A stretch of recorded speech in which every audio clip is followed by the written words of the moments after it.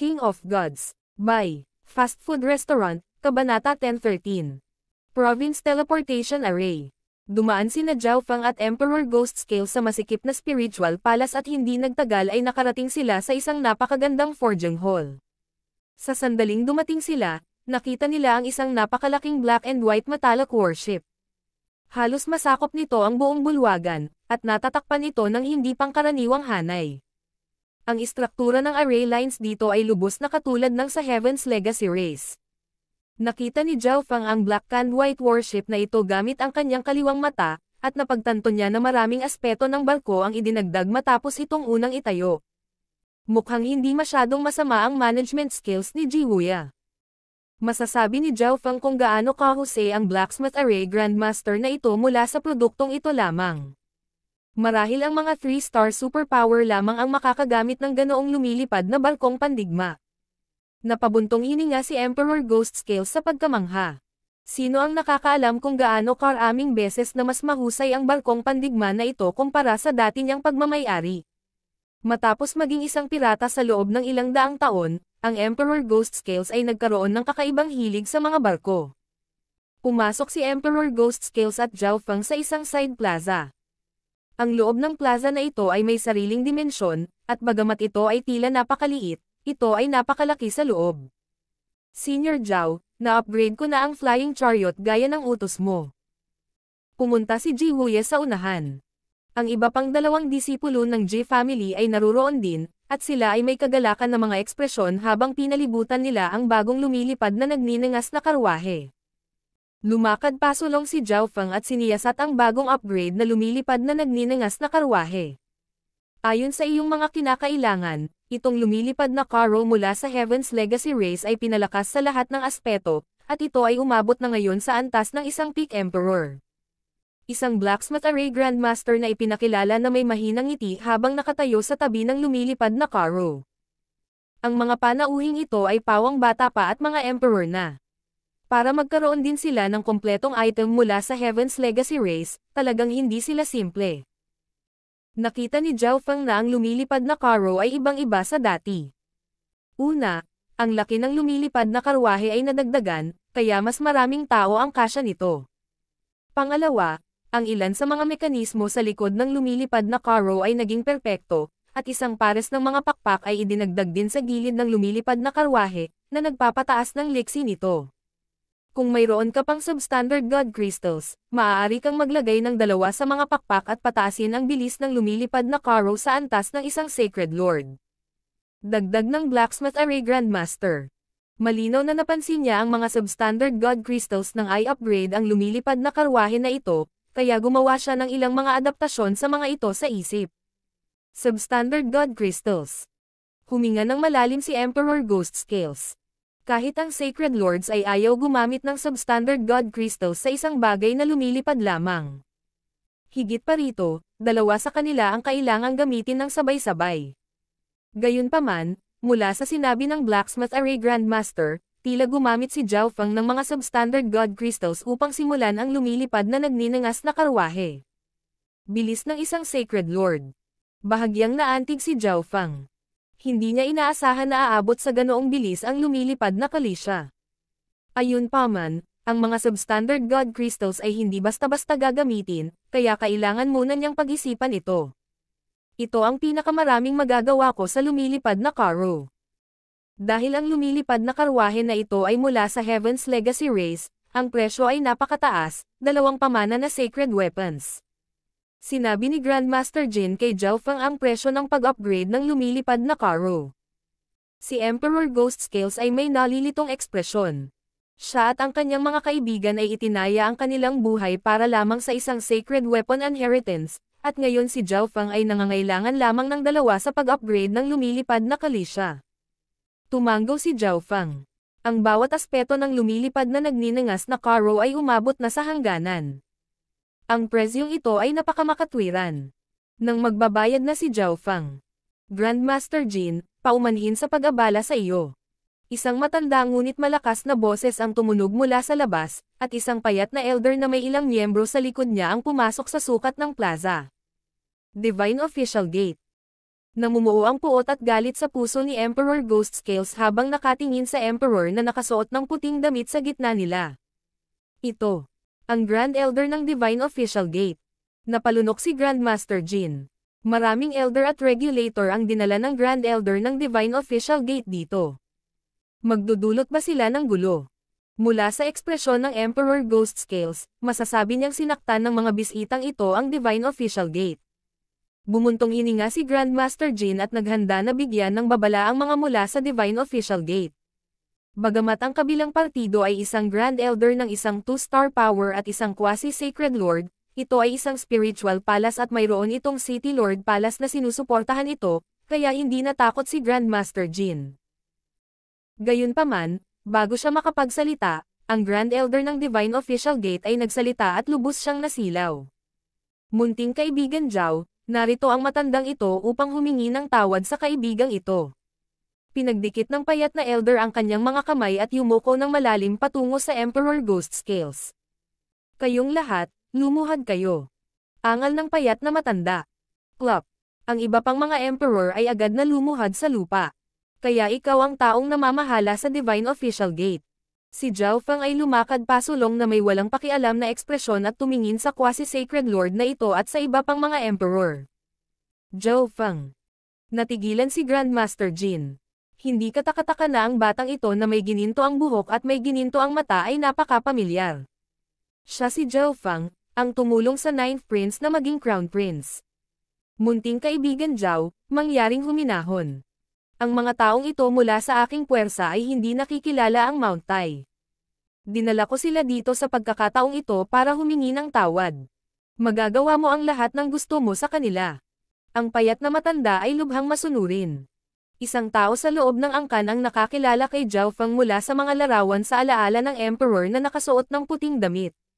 Si Zhao Feng ay ang Grand Elder ng 3-star Ocean Smoke Pavilion. Tila, ang 10,000 Sacred Clan, ang Ghostfire Clan, at 8-star Tower ay pawang 3-star na subordinate na puwersa. Ang Divine Official Gate, na isang 2 bituin lamang na kapangyarihan, ay walang katumbas. Bukod doon, maraming ulat ang nagsabi na si Zhao Feng mismo ay may kakayahang pumatay sa mga Sacred Lords pagkatapos ng paglilitis sa Crown Prince. Dahil sa lahat ng iyon, ang payat na elder ay maaari lamang gumamit ng ganoong plano at pabagsakin ang lahat ng miyembro na minsan nang humabol kay Emperor Ghost Scales. Naniniwala siya na hindi magiging malupit si Zhao Feng at papatayin silang lahat. Kung tutuusin, nasa loob pa rin sila ng Spiritual Palace. Emperor Ghost Scales, patawarin mo kami. Nakagawa kami ng napakalaking pagkakamali dahil nabulag kami ng kayamanan. Ang mga miyembro ng Divine Official Gate ay lumuhad sa lupa at humingi ng tawad kay Emperor Ghost Scales. Tiningnan ni Emperor Ghost Scales ang mga emperor na nakaluhod sa lupa. Naaalala niya pa rin ang mapagmataas at makapangyarihang mga ekspresyon ng mga taong ito, ngunit ngayon ay nakaluhod silang lahat sa kanyang harapan.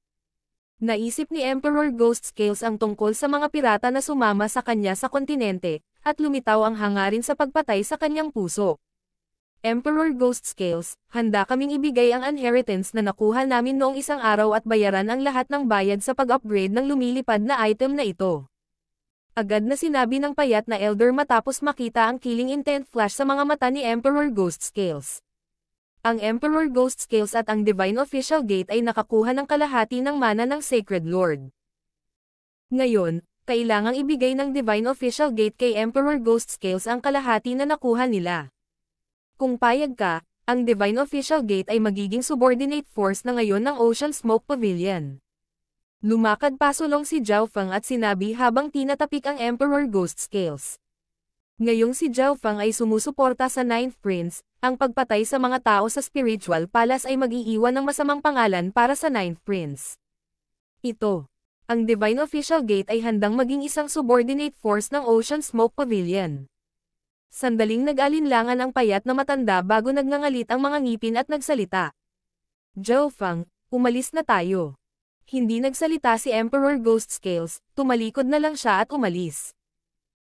Hindi lang siya iniligtas ni Zhao Feng, pinaluhod pa ni Zhao Feng ang mga taong ito sa harap niya at aminin ang kanilang mga maling gawain. Ito ay isang bagay na hindi niya maisip sa nakaraan. Ang lahat ng ito ay dahil kay Zhao Feng, kaya hindi na siya makapagdulot ng higit pang gulo para kay Zhao Fang. Babayaran mo ang bayad para i-upgrade ang flying transport item. Inalis ni Zhao Fang ang bagong-bagong lumilipad na nagninangas na kalisya at umalis sa lugar na ito kasama ang Emperor Ghost Scales at ang tatlo mula sa Ji family. Grand Elder, paano ka makakasang-ayon sa mga tuntunin ni Zhao Fang? Bumangon ang Emperor na nakasuot ng puting damit pagkaalis ni Zhao Fang at ng kumpanya. Oo, Grand Elder, hindi maglalakas loob si Zhao Fang na patayin tayo sa Spiritual Palace. Isa pang Emperor ang nagpahayag ng mapang-asar na ekspresyon. Maaaring hindi kanya papatayin, ngunit paano kung pilayin kanya? Ang payat na Elder ay umungal at nagpatuloy sa pagsasalita. Ang Ocean Smoke Pavilion ay sumusuporta sa Crown Prince at mabilis na lumalawak. Kung ang Crown Prince ang magiging Sacred Emperor, kung gayon ang Divine Official Gate ay halatang handang maging subordinate force ng Ocean Smoke Pavilion. Sigurado akong alam ninyong lahat kung ano ang nangyayari sa pagitan ng Nine Darkness Palace at Ocean Smoke Pavilion. Kung sasalakayin ng Nine Darkness Palace si Zhao Fang at ang Ocean Smoke Pavilion, palalayain tayo. Malamig na ngumisi ang payat na matanda habang nakatingin sa grupo ng mga taong walang utak. Napakurap ang mga natitirang Emperor nang marinig nila ang sinabi ng Grand Elder. Iniisip na ni Grand Elder ang lahat. Isang tusong ngiti ang ipinakita ng nakasuot na puting damit na Emperor. Grandmaster Jin, magkano ang bayad para i-upgrade ang flying item ni Zhao Fang? Tanong ng payat na matanda. 2 inheritance sacred weapons. Matapat na sagot ni Grandmaster Jin. Ano? Ang payat na elder ay halos umubo ng isang subo ng sariwang dugo, ngunit ang Spiritual Palace ay hindi nanlinlang ng mga tao. Higit pa rito, si Grandmaster Jin ay isang napakasikat na Blacksmith Array Grandmaster. Napakaraming ginamit ng brat na ito para lang mag-upgrade ng lumilipad na item. Ang payat na elder at ilang emperor sa wakas ay nagawang pagsamahin ang bayad na ito. Whoosh! Umupo si Zhao Fang at ang kanyang kasama sa ganap na bagong lumilipad na nagninangas na karwahe at umalis sa Spiritual Palace na may kislap ng magulong 7 kulay na liwanag. Ang bilis! Bulalas ni Ji Tianming. Ang lumilipad na nagninangas na karwahe na ito ay madaling may sakay sa kanilang 5, at ang bilis nito ay nalampasan ang pinakamataas na emperor. Ito ay higit sa 2 beses na mas mabilis kaysa sa dati, na lubhang nabawasan ang oras ng kanilang paglalakbay. Siguro makakasalubong natin ang ika-9 na prinsipe at ang matandang Ying sa daan. Nakangiting sabi ni Zhao Fang. Ang 9th Prince at Old Ying ay umalis ng 1 buwan o 2 mas maaga kaysa kay Zhao Fang. Sa kasalukuyang bilis ni Zhao Fang at ng kumpanya, maaari nilang makilala ang ika-9 na prinsipe at ang kumpanya bago sila dumating sa larangan ng digmaan. Pagkatapos ng lahat, ang kanilang layunin ay pareho, at ang ruta ay halos pareho rin. Makalipas ang 1 buwan, dumating ang grupo sa gitna ng Great Gunlord Dynasty. Senior Zhao, narinig ko na ang Spiritual Palace sa loob ng Imperial City ng Gan Province ay nakagawa na ng Province Teleportation Array. Sabi ni Ji Tianming. Oh, isang Province Teleportation Array. Maaaring direktang dumaan ang Province Teleportation Array sa ilang dosenang hanay ng lungsod. Ang Imperial City ay matatagpuan sa Gan Province, at ito ay marahil ang unang bumuo ng isang Province Teleportation Array. Ang direktang pagtawid sa isang probinsya ay dapat na makatipid sa kanila ng halos 1 buwan. Dumating si Zhao Fang at ang kumpanya sa gitna ng Imperial City. Ang Province Teleportation Array ay itinayo sa pinakasentro ng Spiritual Palace, at ito ay binabantayan ng 3 star na puwersa sa ilalim ng mga imperial. Sa hitsura nito, wala kaming karapatang gamitin ang Province Teleportation Array. Tumingin si Ji Tianming sa malayo. Hindi mabilang na mga gwardya na nakasuot ng itim na baluti ang lumutang sa itaas ng isang napakagandang bulwagan. Ang bawat isa sa kanila ay may kultibasyon ng isang kalahating hakbang na hari, at ang ilan ay nagpapalabas ng ilang makapangyarihang aura. Subukan natin ito. Si Zhao Fang ay lumipad pasulong, at ang iba ay maaari lamang sumunod sa kanya. Ipakita mo ang iyong pagkakakilanlan. Ito ang Province Teleportation Array. Ang mga hindi imperial o bahagi ng pinakamataas na kapangyarihang may 3 bituin ay hindi dapat lapitan. Isang itim na nakabaluti na gwardya ang agad na lumapit nang makita niyang dumating si Zhao Fang at ang kanyang mga kasama. King of Gods, Kabanata 1014. Imperial Sky Token. Ipakita mo ang iyong pagkakakilanlan. Ito ang Province Teleportation Array. Ang mga hindi imperial o bahagi ng pinakamataas na kapangyarihang may 3 bituin ay hindi dapat lapitan. Agad na lumapit ang isang grupo ng mga nakabaluti na itim na gwardya nang makita niyang dumating si Zhao Feng at kasama. Bahagyang nagulat si Zhao Feng at ang kumpanya. Kahit sinong hindi bahagi ng pinakamataas na 3-star power o ang mga imperial ay hindi nakagamit ng Province Teleportation Array na ito. Huminga ng malalim si Emperor Ghost Scales.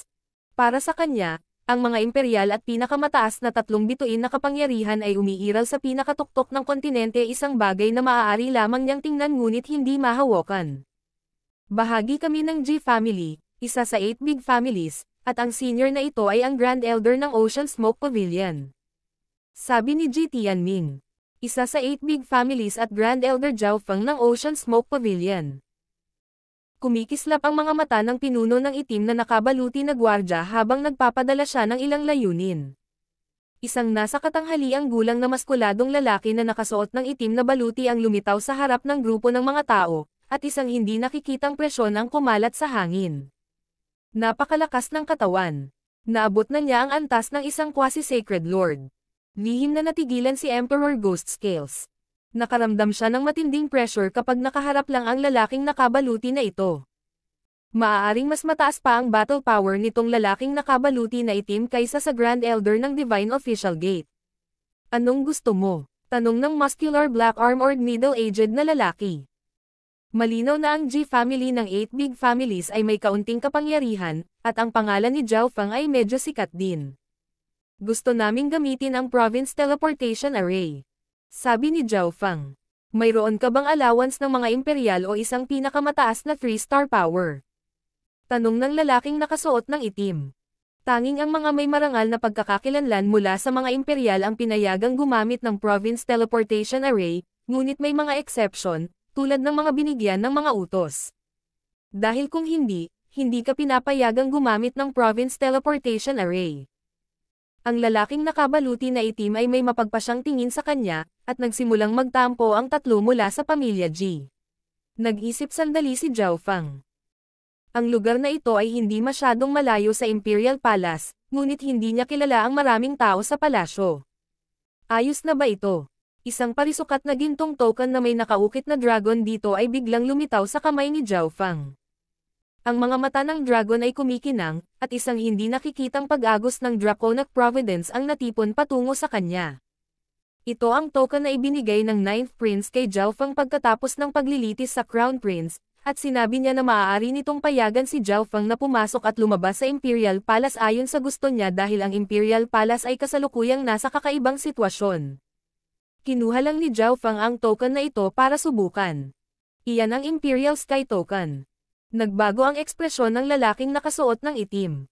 May Imperial Sky Token talaga si Senior Zhao. Natigilan si Ji Tianming. Nagulat din sina Jilan at Ji Wuya habang nakatingin sila sa Golden Dragon Token sa kamay ni Zhao Feng. Sa hitsura nito, ang token na ito ay mas mahalaga kaysa sa inaasahan ko. Nakita na ngayon ni Zhao Feng kung gaano kahalaga ang token na ito. Dahil mayroon kang Imperial Sky Token, dapat ay mayroon kang karapatang gamitin ang array na ito. Pinangunahan ng lalaking nakabaluti ng itim si Zhao Feng at ang kanyang mga kasama sa malaking bulwagan. Habang naglalakad sila, sinabi ni Ji Tianming kay Zhao Feng ang kasaysayan ng Imperial Sky Token. Tanging ang Sacred Emperor lang ang may karapatang ipamahagi ang Imperial Sky Token, at kadalasan ay ibinibigay lamang ito sa mga prinsipe o sa mga may malaking kapangyarihan. Ang ibig sabihin nito ay maraming bagay. Ang Imperial Sky Token na mayroon si Zhao Feng ay ang 9th Prince, na nangangahulugan na siya mismo ang sumasagisag sa 9th Prince. Kahit na may Imperial Sky Token ang isa, wala silang karapatang gamitin ang Province Teleportation Array, ngunit iba ang 9th Prince. Siya na ngayon ang Crown Prince, ibig sabihin ay tumaas ng ibang level ang halaga ng kanyang Imperial Sky Token. Elder Bing, si Zhao Feng ay may Imperial Sky Token ng 9th Prince at nais niyang gamitin ang Province Teleportation Array. Sabi ng lalaking nakabaluti na itim sa isang magalang na tono. Pinapayagan. Isang matandang boses ang umalangaw-ngaw sa buong bulwagan. Kumislap ang mga mata ni Zhao Feng, At tumingin siya sa direksyon ng isang silid sa likod ng malaking bulwagan kung saan nakaupo ang isang elder. Sumama ka sa akin upang magsulat ng isang talaan. Sabi ng lalaking nakabaluti ng itim. Ang sinumang hindi kabilang sa mga imperial o isang pinakamataas na kapangyarihang may 3 bituin at kailangang gumamit ng ibang paraan ay kailangang mag-iwan ng tala. Sa pamamagitan lamang ng pagsulat ng record at pagbabayad ng malaking bilang ng peak-grade primal crystal stones papayagan si Zhao Feng at ang kumpanya na gamitin ang array na ito. Weng! Weng! Nagsimulang kumislap ang puting liwanag sa paligid ng sinaunang at malaking array stage. Ang hindi mabilang na pilak na hanay ng mga linya ay nagsimulang umabot sa entablado, at isang flash ng puting liwanag ang tumakip sa grupo ng mga tao habang sila ay nagsimulang maglaho. Kasabay nito, sa isang malaking lungsod sa ibang bahagi ng Fang Province. Weng! Si Zhao Feng at ang kumpanya ay lumitaw sa isang lumang yugto ng array. Sa sandaling lumitaw sila, ang Emperor Ghost Scales at ang mga mula sa G family ay nakaramdam ng hindi komportable at halos mahulog sa lupa. Masyadong malaki ang pagkawala ng pressure at sensasyon na dulot ng spatial disturbance mula sa province teleportation array. Maging si Zhao Feng ay nakaramdam ng bahagyang hindi komportable. Ang lahat ay lumitaw sa spiritual palace ng isang malaking lungsod, at ang array stage sa ibaba ng mga ito ay ginamit para sa normal na teleportasyon. Mukhang isang paraan lang ang pupuntahan ng province teleportation array. Sabi ni Ji Wuye sa mababang tono. Nangangahulugan ito na, habang ang province teleportation array ay maaaring kumonekta sa normal na teleportation array sa iba pang mga probinsya, ang iba pang teleportation array ay hindi makabalik sa province teleportation array sa Imperial City. Lalawigan ng Fang.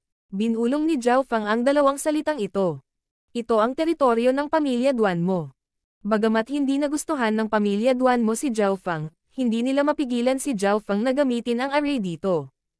Inilihim pa rin si Zhao Yufei tungkol sa sitwasyon ng kasal, ngunit naniniwala si Zhao Feng na hindi ito may tatago ng pamilya Duan mo ng napakatagal. Tara na. Ang grupo ng mga tao ay nakaupo sa lumilipad na nagninangas na karwahe at nag-iwan ng bakas ng 7 kulay na usok habang sila ay umalis sa napakabilis na bilis. Bago sila umalis sa spiritual palace, bahagyang nanginginig ang kaliwang braso ni Zhao Feng at nag-iwan ng marka ng Misty Spatial World. Sa totoo lang, gagawin ito ni Zhao Feng pagdating niya sa bawat probinsya. Nangangahulugan ito na hindi na niya kakailanganing gamitin ang mga teleportation array sa hinaharap dahil maaari na lang niyang gamitin ang Misty Spatial World sa halip na dumaan sa bawat probinsya. Gayunpaman, sa kasalukuyang lakas ni Zhao Feng, medyo mahirap para sa kanya na direktang dumaan sa ibang probinsya, lalo na kung may kasama siyang iba. Dahil ginamit nila ang province teleportation array para magtungo sa mga frontline, ang oras na kailangan nila para makarating sa kanilang destinasyon ay nabawasan ng husto. Dagdag pa sa katotohanan na ang lumilipad na nagninangas na kalisya ay naglalakbay sa pinakamabilis na bilis, makakarating sila sa kanilang destinasyon sa loob ng 3 buwan. Nagsimulang maging excited ang lahat sa hindi malamang dahilan. Ang iba ay lahat ay umunlad ng husto sa ilalim ng gabay ni Zhao Feng. Sa kanila, ang Emperor Ghost Scales ay higit na umunlad. Siya ay orihinal na nakakuha ng Inheritance Sacred Weapon mula sa libingan ng Sacred Lord na iyon, samantalang ang Divine Official Gate ay nakakuha ng mga kasanayan at lihim na diskarte. Gayunpaman, pareho na sila ngayon ng Emperor Ghost Scales. Dagdag pa sa katotohanan na si Zhao Feng ay nagbigay sa kanya ng ilang cultivation resources, ang Emperor Ghost Scales ay nakapagpapalabas na ng kalahati ng kapangyarihan ng Inheritance Sacred Weapon, at ang kanyang battle power ay tumaas ng husto. Biglang lumitaw ang figure ni Zhao Feng sa Misty Spatial World kasama ang isang tumpok ng mga pinaso na kahoy at mga sanga. Binubuo niya ang kanyang Little World of Illusions sa loob ng Ancient Dream Realm at nakasalubong niya ang isang bagyo. Ang swerte ko ay maganda. Nagpakita si Zhao Feng ng isang masayang ekspresyon. Ang kapangyarihan ng God Tribulation Lightning sa loob ng ulo ng demigod ay halos naubos na, ngunit sa kabutihang palad, si Zhao Feng ay mayroon na ngayong isa pang pinagmumulan ng kidlat, ang sinaunang kidlat mula sa Ancient Dream Realm. Gayunpaman, ang panahon sa Ancient Dream Realm ay random na nagbago, at maaari lamang siyang umasa sa swerte upang makatagpo ng isang bagyo. Bilang karagdagan, ang kapangyarihan ng sinaunang kidlat ay hindi mapangalagaan sa napakatagal na panahon. Nang walang sinabi pa, umupo si Zhao Feng at nagsimulang idirekta ang kapangyarihan ng sinaunang kidlat sa loob ng pinasol na kahoy sa kanyang lightning soul body.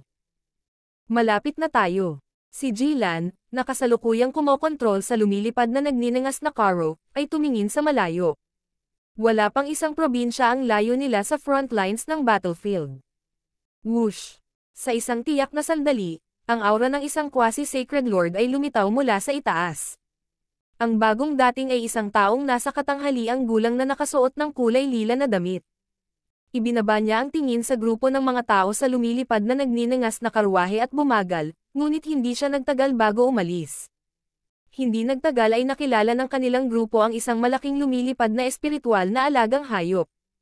3 lalaki na may malamig na tingin ang nakatayo dito, at 2 sa kanila ay quasi-sacred lords. Ang isa sa kanila ay may pulang buhok, at nagsiwalat siya ng kakaibang ekspresyon nang mapansin niya ang lumilipad na nagninangas na karwahe. 4 na tao lamang ang nakasakay sa lumilipad na nagninangas na karwahe, at lahat sila ay nasa antas lamang ng pinakamataas na emperador. Gayunpaman, ang bilis ng lumilipad na Karo ay mas mabilis kaysa sa kanilang espiritual na alagang hayop.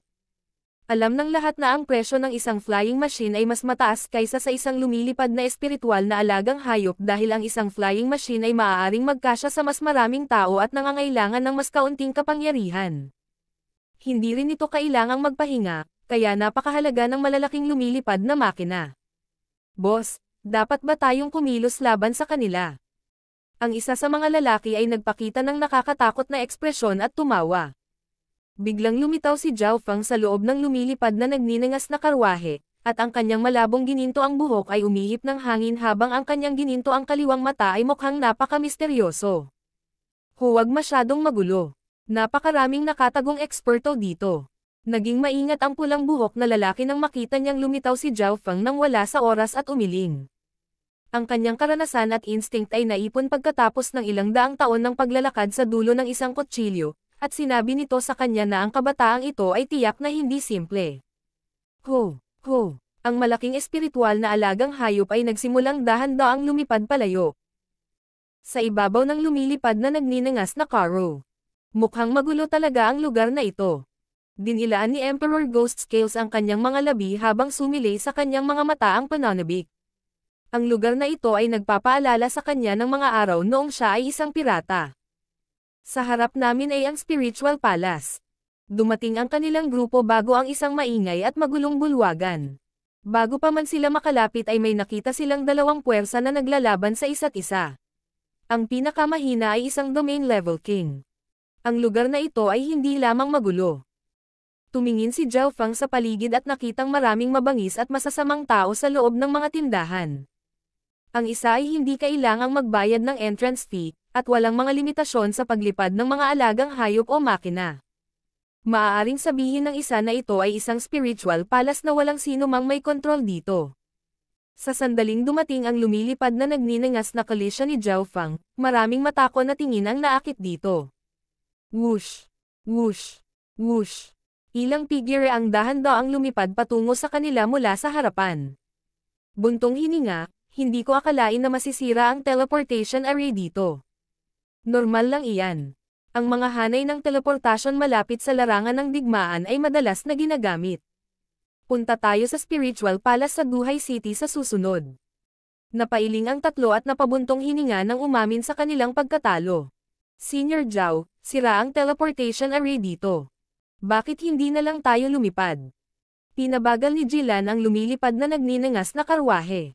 Dahil napakabilis ng lumilipad na naglalagablab na kalisya, hindi na nila kailangan ng maraming oras upang tumungo sa larangan ng digmaan. Tumingin si Zhao Feng sa teleportation hall sa harap.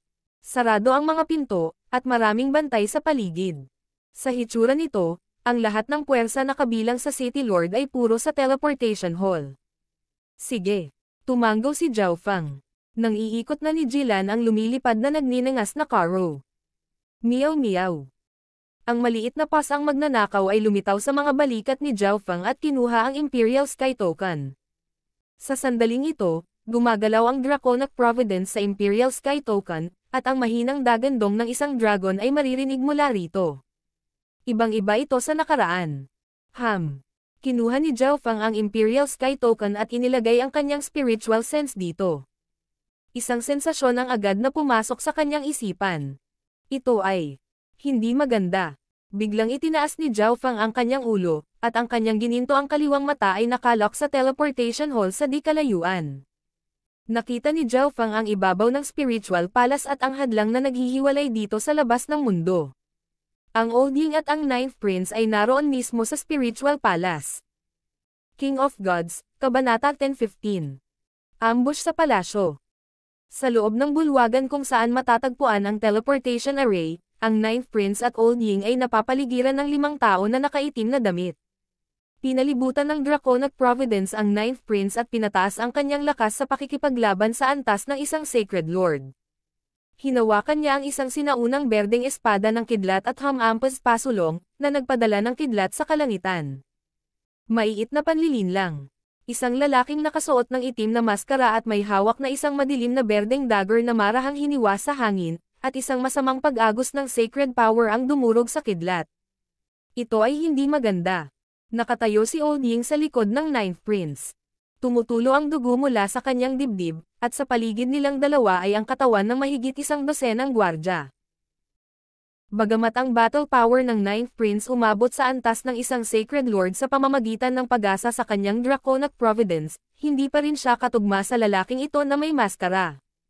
Bukod sa lalaking may maskara, ang natitirang mga taong nakaitim ay umabot na sa antas ng quasi-Sacred Lords, at sila ay nireranggo sa paligid ng ika-20 sa assassination ranking ng Black Screen Corner. Ang itim at puting mystic power ay nagngangalit sa hangin sa itaas ng bulwagan habang patuloy na tumutunog ang mga pagsabog. Ang isang malaking hanay ay nakapalibot sa bulwagan at hinaranggan ang mga shockwaves mula sa labanan pati na rin ang lahat ng nasa loob nito. Sacred Lord Kang Qiyong, mamamatay ka rin dito ngayon. Isang payat na lalaki na nakasuot ng dark gray na baluti at may hawak na itim na sibat ang biglang tumalsik ng sibat. Bam! Bam! Isang malabo ng mga itim na sibat ang tumusok sa bulwagan. Sacred Lord Black Shark, sino ang nagpadala sa iyo dito para patayin ang Ninth Prince?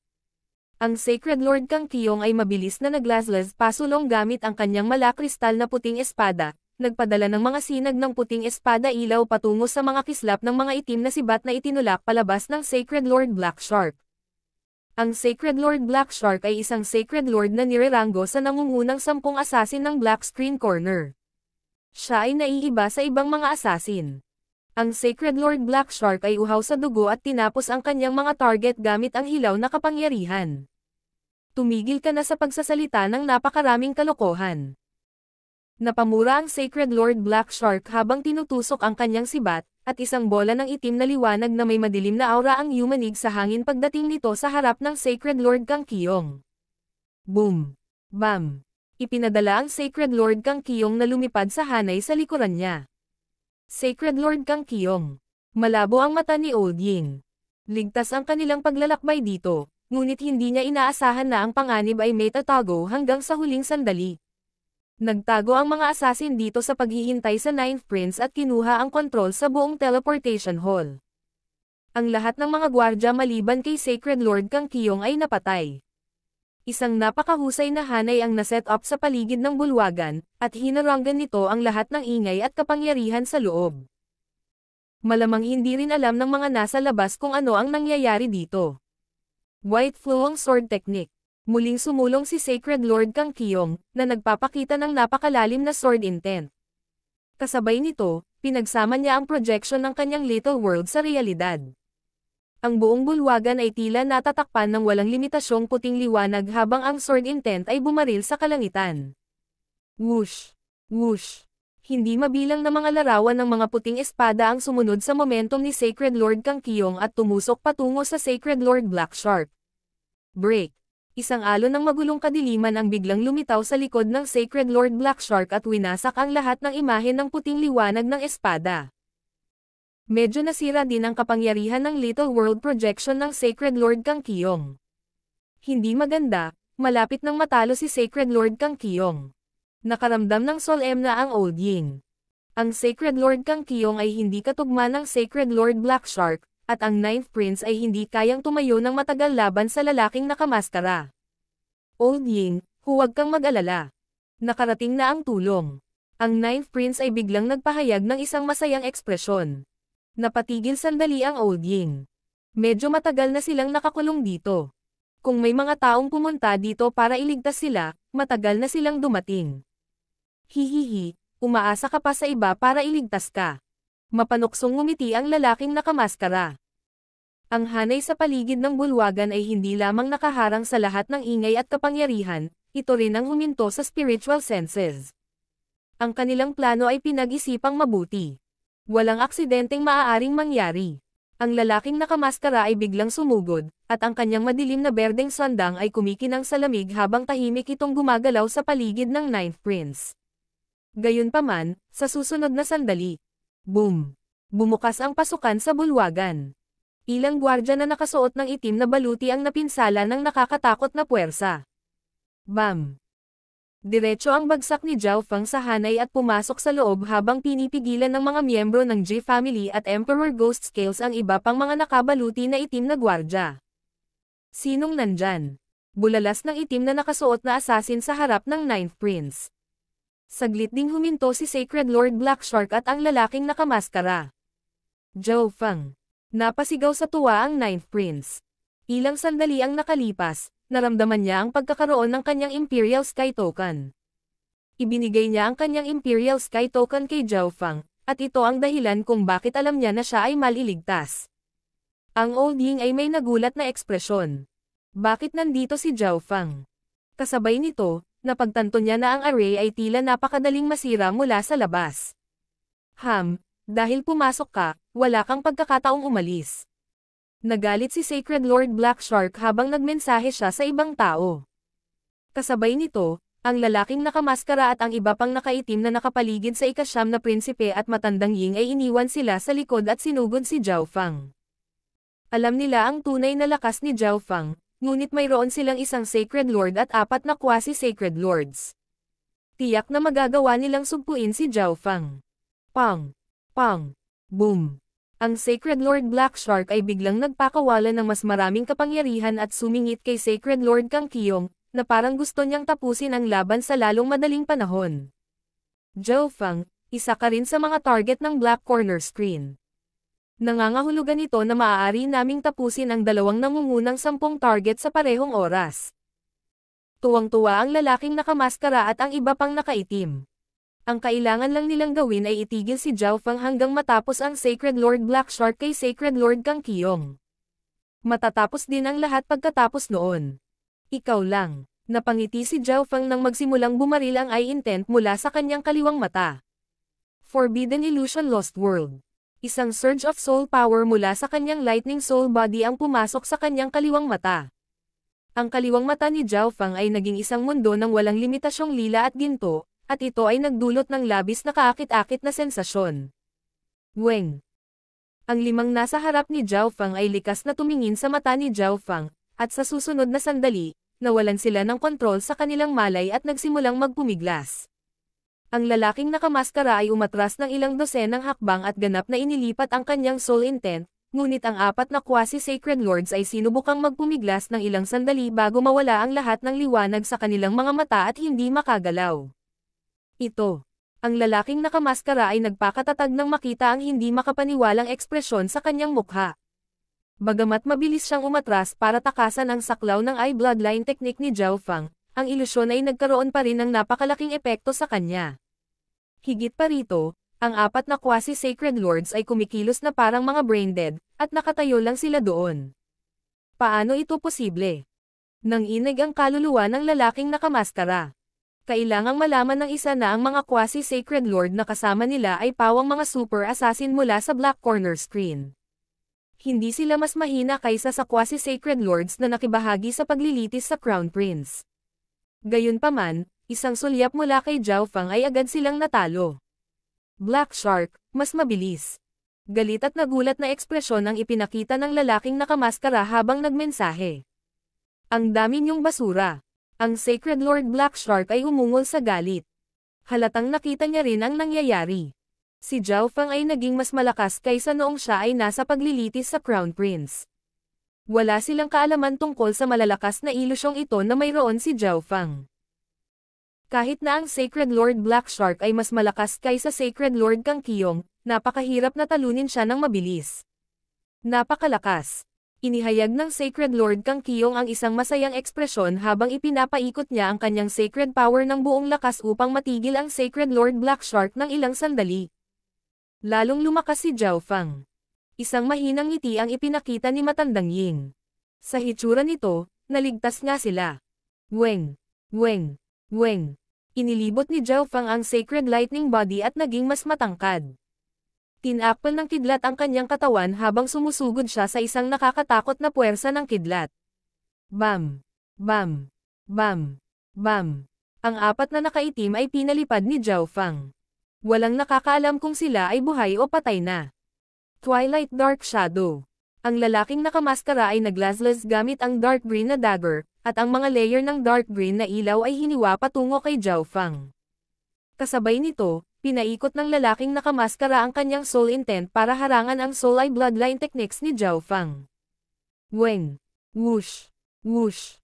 Isang pares ng iskarlata na pakpak ang lumawak sa likod ni Zhao Fang. Napakalakas ng lalaking nakamaskara. Si Zhao Fang ay hindi nang ahas na harangin ang kanyang mga pag-atake ng direkta dahil ang kanyang Sacred Lightning Body ay hindi pa nakakalusot sa ika-6 na antas. Whoosh! Nag-iwan si Zhao Fang ng bakas ng kidlat sa kalangitan habang umiiwas siya sa pag-atake at bumaril patungo sa lalaking nakamaskara. Whoosh! Whoosh! Whoosh! Nagsimulang maging half-transparent ang lalaking nakamaskara habang pinuputol niya ang ilan pang sinag ng madilim na berdeng ilaw bago sinubukang tumakas. Gayunpaman, isang malamig na layunin ang biglang lumitaw mula sa kanyang likuran. Meow meow. Isang parang anino na punyal ang tumusok sa likod ng lalaking nakamaskara. Ano? Shadow Kill Imperial Dagger. Nagulat ang ekspresyon ng lalaking nakamaskara. Sinalungat ng Shadow Kill Imperial Daggers ang Sacred Bodies of Mystic Light Realm Sacred Lords sa isang tiyak na antas. Habang siya ay natigilan, isang kritikal na sensasyon ang biglang bumalot sa kanya, at ang maliit na paws ang magnanakaw ay naging isang bahid ng kulay abong liwanag na nawala sa hangin. Wind Lightning Eye Flame. Womb. Isang transparent na purple and gold na apoy na may hindi mabilang na mga simbolo ng God Tribulation Lightning ang bumangga sa lalaking nakamaskara. Isang bola ng mapanirang kidlat apoy ang nagsimulang sunugin ang katawan at kaluluwa ng lalaking nakamaskara. Whoosh! Ang mga pakpak sa likod ni Zhao Fang ay nagpakawala ng pulang ilaw na nagtulak sa kanyang bilis hanggang sa limitasyon, at hinampis niya ang lalaking nakamaskara. Ang buong proseso ay napakakinis tulad ng agos ng tubig, at nangyari ito sa loob ng 2 paghinga. Boom! Boom! Boom! Nilapitan ni Zhao Fang ang lalaking nakamaskara at ibinaon ang kanyang mga kamao sa katawan ng lalaking nakamaskara. Ang Fire of Wind Lightning ni Zhao Fang ay naglalaman ng mga simbolo ng God Tribulation Lightning. Kasabay nito, ang kanyang Sacred Lightning Body ay naglalaman ng kapangyarihan ng sinaunang kidlat, na lubhang mapanire sa mga Sacred Bodies. Boom! Laban sa sunod-sunod na suntok ni Zhao Fang, ang lalaking nakamaskara ay nabasag sa lupa. Sa sumunod na sandali, lumipad sa ere si Zhao Fang at sumugod patungo sa Sacred Lord Black Shark. Sa sitwasyong kasing delikado nito, tiyak na hindi magiging madali si Zhao Fang sa kaaway. Ang daming walang kwentang basura. Ang Sacred Lord Black Shark ay ganap na pinigilan si Sacred Lord Kang Kyong. Kung mayroon pa siyang 10 hininga, nanalo sana siya, ngunit hindi man lang mapigilan ng kanyang mga kasama si Zhao Fang ng 5 paghinga.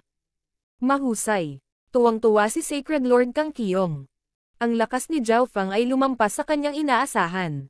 Talagang nagawa niyang tapusin ang iba ng napakabilis. Nagpakita ng masamang ekspresyon si Sacred Lord Black Shark nang tumalikod siya at piniling tumakas. Masyadong mabilis ang pagbabago ng tubig. Batay sa lakas na ipinakita ni Zhao Fang, kung ang Sacred Lord Kang Kyong ay nakipagtulungan kay Zhao Fang, kahit ang Sacred Lord Black Shark ay matatalo dito. Umalis ka. Bago makatakas ang Sacred Lord Black Shark, itinutok niya ang kanyang sibat kay Zhao Fang, at isang bola ng magulong liwanag ang sumugod kay Zhao Fang na parang isang mabangis na peteng. Pigilan mo siya. Inikat ni Zhao Fang ang kanyang eye intent at bumuo ng purple and gold crystalline spike ng kidlat na tumusok patungo sa Sacred Lord Black Shark. Kasabay nito, ang pag-atake ng Sacred Lord Black Shark ay dumapo kay Zhao Fang at itinulak siya pabalik. Napasigaw si Sacred Lord Black Shark, at ang isang dark green na bracelet sa kanyang palso ay kumurap na may madilim na berdeng ilaw na nagpabawas sa pinsalang natamo niya. Whoosh! Ang Sacred Lord Black Shark ay naging bola ng kadiliman at mabilis na tumakbo patungo sa labasan. Malubhang nasugatan si Sacred Lord Kang Kyong at hindi na siya napigilan. Hindi maganda. Kapansin-pansing nagbago ang ekspresyon ni Zhao Fang. Nasa labas pa rin ang mga taga-G family na sumunod sa kanya. Kung pipiliin ng Sacred Lord Black Shark na tapusin sila habang tumatakbo siya, hindi na makakalaban si Jaylan, Emperor Ghost Scales, at kasamahan, na may lakas lamang ng isang Peak Emperor. King of Gods, Kabanata 10:16. Isang maikling sulyap. Sa labas ng bulwagan, ang tatlo mula sa G family at Emperor Ghost Scales ay nakikipaglaban sa ilang dosenang nakabaluti na gwardya. Hindi binalak ni Zhao Fang na pumasok sila, kaya nag-iwan siya ng higit sa isang dosenang gwardya para masubukan nila ang kanilang sarili. Ang mga gwardya na ito ay pawang Peak Tier Kings o Emperor, at sila ay mga subordinate ng Sacred Lord Black Shark. Lahat sila ay mga profesional na assassin, kaya mas may karanasan sila sa pakikipaglaban kaysa sa iba dito. Subukan natin ang hakbang na ito, Black Wind Ghost Claw. Isang higanteng itim na kuko sa likod ng kamay ni Emperor Ghost Scales ang kumislap na may malamig na liwanag at naglabas ng nakakatakot na aura. Whoosh! Ilang dosenang itim na kuko ang biglang lumitaw at bumaril pasulong na parang matalim na talam. Pang! Boom! Nagsimulang magpanik ang apat na itim na nakabaluti na gwardya laban sa galaw ni Emperor Ghost Scales, at maraming butas ang nahiwa sa kanilang baluti. Hihihi, hindi naman masama itong Inheritance Sacred Weapon. Matagal nang sinusuri ng Emperor Ghost Scales ang Inheritance Sacred Weapon na ito. Ito ang unang pagkakataon na talagang kinuha niya ito sa labanan, kaya patuloy niyang sinubukan ang iba't ibang mga kasanayan at diskarte dito. Sa kabilang banda, nagtulungan ang tatlo mula sa G family para labanan ang mga natitirang gwardya. Sa kanila, si Jaylan ang may pananagutan sa pagpigil sa mga gwardya at pagsuporta sa kanila sa pamamagitan ng mga ilusyon habang sina Ji Huya at Ji Tianming ay gumamit ng mga pag-atake ng ilusyon. Purple Star Illusion Domain. Kumalat ang lilang ambon sa mga mata ni Jaylan at binalot ang mga nakaitim na gwardya sa malapit. Ang mga isipan ng mga gwardya na ito ay agad na naging magulo, at sila ay nakagawa ng maraming pagkakamali. Mga falling meteor. Ang asul at lilang apoy ay biglang sumabog mula sa mga mata ni Ji Huya. Boom! Boom! Hindi mabilang na asul at lilang naglalagablab na meteorite ang pumuno sa kalangitan sa dimensyon ng kaluluwa at durog pababa. Maaaring durugan ng momentum ang isip ng isang tao at hindi sila makalaban. Ang mutated na Purple Star Eyes ni Ji Huya ang pinakamalakas sa kanilang trio. Ang labanan sa loob ng Teleportation Hall ay halatang nakakuha ng atensyon ng maraming eksperto sa Spiritual Palace. Ano ang nangyayari sa loob ng Teleportation Hall? Nararamdaman ko ang ilang Mystic Light Realm Sacred Lords na nakikipaglaban doon. Huwag na tayong lumapit. Dahil sa nakakagulat na Mystic Light Realm level magnificent power, maraming mga eksperto ang makakapanood lamang ng sitwasyon gamit ang kanilang divine sense. Hindi sila naglakas loob na pumasok. Gayunpaman, ang isang elder na kulay abo ay may kalmadong ekspresyon habang dahan-dahan siyang lumalapit sa teleportation hall. Tingnan natin kung magagamit natin itong teleportation array o hindi. Ang nakatatandang kulay abo ay may normal na ekspresyon sa kanyang mukha habang tinitingnan ang magulong labanan sa pagitan ng mga miyembro ng G family at ng mga gwardya na nakabaluti ng itim. Sa oras na ito, ang Sacred Lord Black Shark ay sumibol mula sa pasukan. Humanda ka sa pag-alis. Tumunog ang boses ni Sacred Lord Black Shark, at ang mga nakabaluti na guard sa labas ay agad na umatras at naghanda na umalis kasama ng Sacred Lord Black Shark. Lahat kayo ay mga kasabwat ni Zhao Fang. Mamatay. Tiningnan ng Sacred Lord Black Shark ang tatlong disipulo ng G family, Emperor Ghost Scales, at ang elder na kulay abo sa hindi kalayuan, at ang deadline ay lumitaw sa kanyang mga mata. Boom! Isang surge ng Sacred Lord level magnificent power ang biglang bumaba at lumikha ng mga pagsabog sa buong palasyo. Naramdaman ng tatlo mula sa G family at Emperor Ghost Scales ang kanilang mga katawan na nanlamig sa ilalim ng presyon ng isang Sacred Lord. Hindi nila nagawang ilipat ang kanilang True Yuan o Bloodlines, at malapit na silang durugan ng nakakatakot na pressure. Gayunpaman, ang sacred power na ito ay agad na nawala, at ang tatlo mula sa G-Family at Emperor Ghost Scales ay nagpakawala ng hininga. Magagamit pa ba ang teleportation array? Biglang tanong ng nakatatandang kulay abo. Ito. Nagulat si Sacred Lord Black Shark, at nagsimulang bumilis ang tibok ng kanyang puso nang bumuhos ang malamig na pawis mula sa kanyang noo. Nagawa ng Elder na iyon na sirain ang kanyang Sacred Lord level magnificent power ng napakadali. Hindi pa niya talaga inspeksyonin ang cultivation ng Elder na ito at inisip lang niya na nasa panig siya ni Zhao Fang. Dahil nakatayo siya sa labas sa halip na makipag-away sa loob, kung gayon ang kanyang paglilinang ay hindi dapat masyadong mataas. Gayunpaman, pagkatapos siyang maingat na inspeksyonin, napagtanto ng Sacred Lord Black Shark na hindi niya makita ang antas ng cultivation ng kanyang nakatatanda. Napabuntong hininga ang tatlo mula sa G-Family at Emperor Ghost Scales at tumingin sa matanda na kulay abo. Alam lang nila na ang Sacred Lord Black Shark ay nasa simulang yugto ng Mystic Light Realm, ngunit ang Elder na ito ay tila mas malakas pa kaysa Sacred Lord Black Shark. Ang Sacred Lord Black Shark ay may komplikadong ekspresyon. Kung hindi siya umalis ngayon at nahuli ni na Zhao Fang at Sacred Lord Kang Qiyong, tiyak na mamamatay siya. Explode. Hindi inaasahan ng Sacred Lord Black Shark na magsasama si Zhao Fang ng ganoong eksperto, at ang kanyang mga mata ay naging mas nakamamatay. Ang mga katawan at kaluluwa ng kanyang mga nasasakupan ay nagsimulang lumaki, at ang pag-alo ng pagkawasak ay nagsimulang mag-imbento. Boom! Boom! Boom! Sumabog ang itim na nakabaluti na mga gwardya, at sinira ng nakakatakot na puwersa ang pasukan sa bulwagan. Maghihiganti ko sa inyong lahat. Ang Sacred Lord Black Shark ay naging isang streak ng itim na liwanag na tumalbog sa malayo. Bumalik. Isang matandang boses ang umalangaw mula sa gitna ng mga pagsabog. Boom! Weng! Naging madilim ang langit, at ang walang limitasyong layunin ay dumaan sa himpapawid. Paano? Posible ito. Ang katawan ng Sacred Lord Black Shark ay nanlamig sa hangin. Hindi siya makamove forward. Ang kanyang katawan ay pinigilan ng isang sukdulang kapangyarihan. Naglaho ang usok at tumambad sa matanda na kulay abo, na ganap na hindi nasaktan. Ang kanyang mga mata ay parang kalmadong tubig habang nakatingin sa Sacred Lord Black Shark. Sa ibang lugar, isang matangkad na ginto at asol na katawan ang nakatayo sa harap ng tatlo mula sa G-Family at Emperor Ghost Scales. Zhao Fang, salamat. Napakaswerte ng Emperor Ghost Scales. Nang sumabog ang mga gwardya, dumating si Zhao Fang at inikat ang kanyang Sacred Lightning Body at ang kanyang Sacred Lightning Protection upang harangan ang pagsabog sa harap nila. Maging si Zhao Fang ay hindi makakayanan ang pagsira sa sarili ng higit sa 100 ng mga hari at emperor kung siya mismo ang kukuha nito. Sa puntong ito, nanginginig ang puso ni Zhao Fang habang nakatingin sa nakatatandang kulay abo sa hindi kalayuan. Ang Elder na ito ay madaling napigilan ang Sacred Lord Black Shark. Ang kanyang tunay na lakas ay hindi bababa sa nasa huling yugto ng Sacred Lord level, o marahil ay isa pa siyang Sacred King. Ang Sacred Lord Black Shark ay hindi makagalaw gaya ng gusto niya habang dahan-dahan siyang bumalik sa lupa. Bakas sa mukha niya ang kawalan ng pag-asa. Hindi niya akalain na magiging ganoon kalakas ang katulong ni Zhao Fang.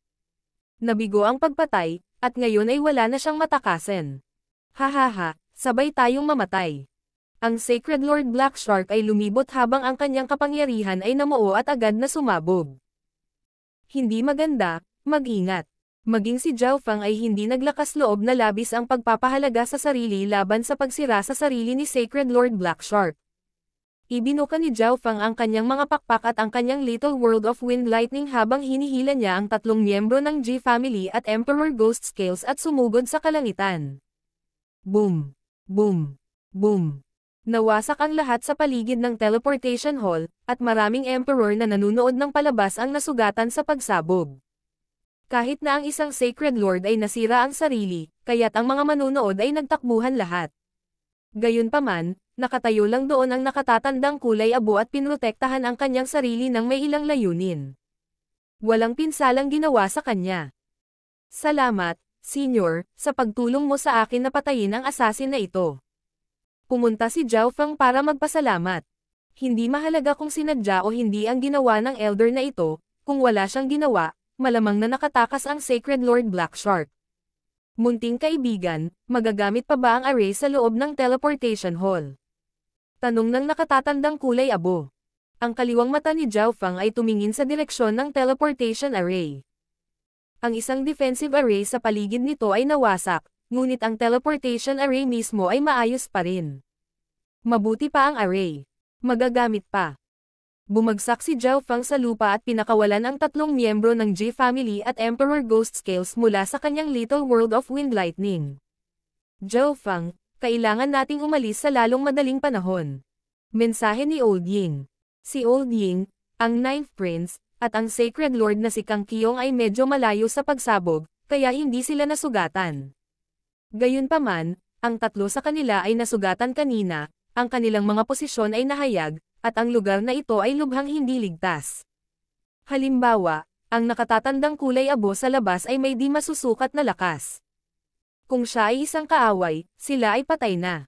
Kailangan nilang pumunta sa larangan ng digmaan at iulat ito sa mga imperial. Senior, gusto mo bang sumama sa amin? Inimbitahan ni Zhao Fang ang elder na ito dahil wala siyang nararamdamang masamang intensyon mula sa kanya. Hindi na kailangang. Hinihintay ko pa rin ang aking alagad. Tinanggihan ng nakatatandang kulay abo ang imbitasyon ni Zhao Fang. Paalam na, si Zhao Fang, ang mga miyembro ng G Family, at Emperor Ghost Scales ay nagpaalam sa elder na kulay abo.